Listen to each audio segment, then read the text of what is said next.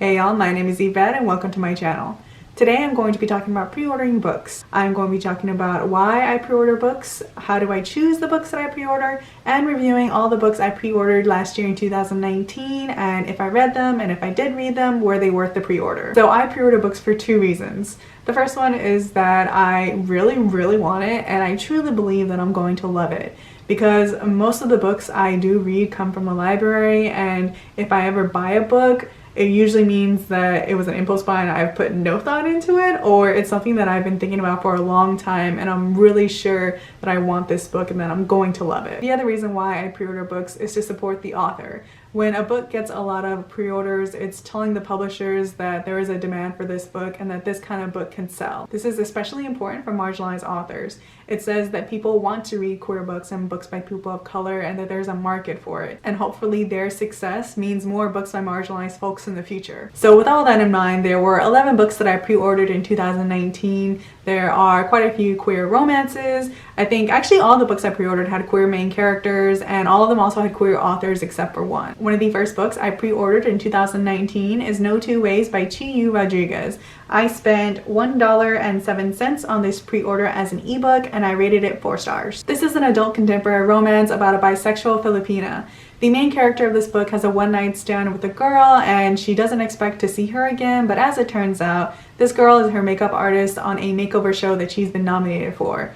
And around this time, one of her ex-boyfriends surfaces again and she has to deal with everything. I am very happy I pre-ordered this book. Every bi person experiences bisexuality different, and the bi experience in this book closely resembled my own. There were quite a few elements that I saw in the book that I can point out and be like, oh yeah, that's me too. And one of those was biphobia from another queer person. This is something that happens and it's sucky, but I hardly ever see it in queer books, so it was nice to see it here and see it acknowledged. Another book that I pre-ordered in 2019 is Red, White, and Royal Blue by Casey McQuiston. I could not find my receipt for this book, so I don't know how much I spent on it, but I know it was somewhere between $20 and $30, and that included going to the signing and getting a new signed paperback. This was a pretty hyped 2019 release, but if you don't know what it's about, it's a new adult romance between the president's son and one of the princes of England. This was 100% worth the pre-order. It was one of my favorite books of the year, and I know it's something that I'm going to go back and reread and enjoy just as much on every reread. The signing for this book actually took place on the day of Pride here in Houston, and after the signing I went to the parade and had a good time, and going to this was just a great addition to the day.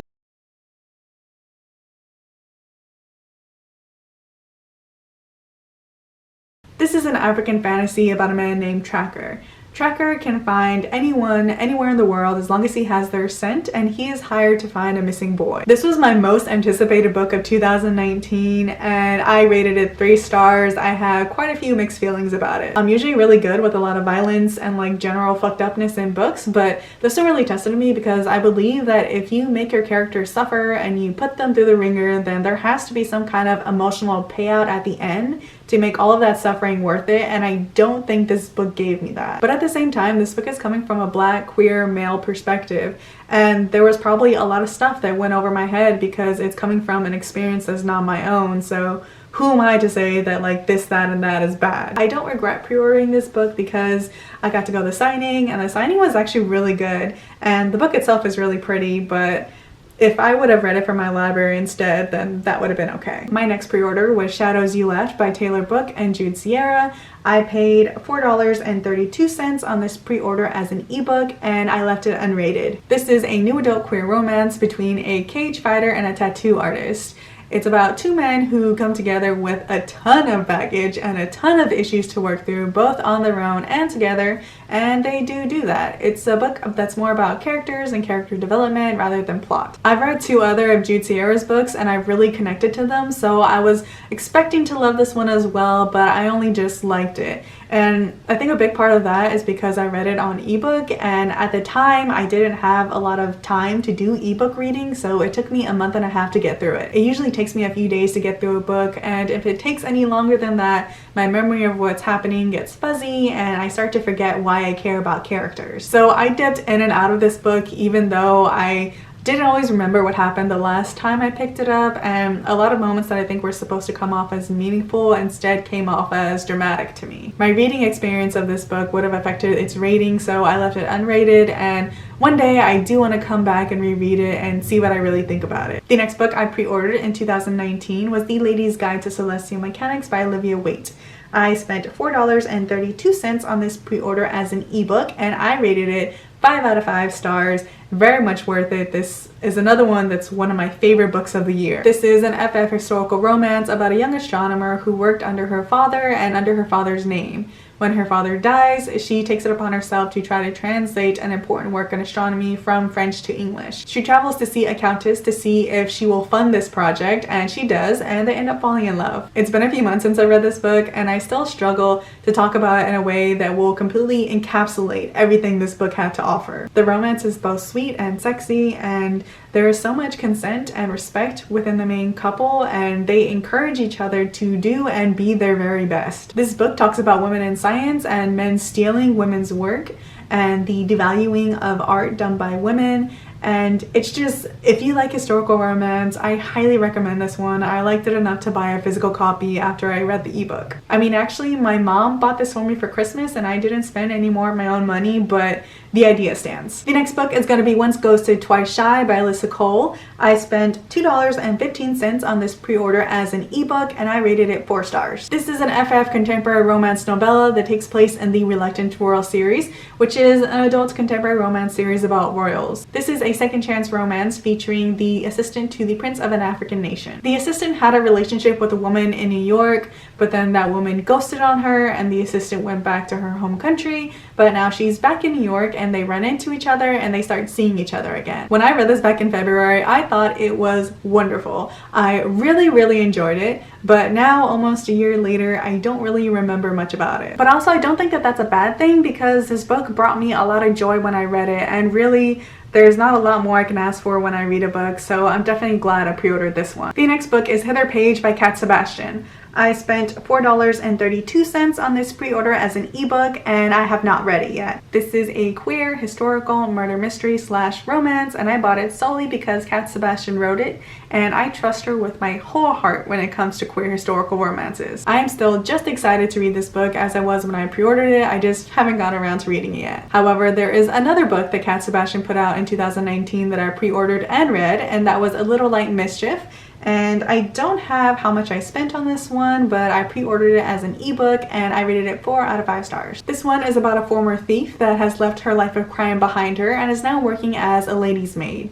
She's attracted to one of her lady's companions, and when that companion's past comes back to haunt her, the main character steps up to help her. This book was described as be gay, do crimes, and it did live up to that. I really enjoyed it, but just like the other FF novella I read, Once Ghosted, Twice Shy, I don't remember much about it anymore. Something I do remember though is how Cat Sebastian weaves in like these bigger important themes into her book, and in here it was about how a man could easily ruin a woman's life and reputation if he wanted to, and we see a woman challenging that and taking back her power, and it was really great. The next book I pre-ordered was New Ink on Life by Jenny Davis.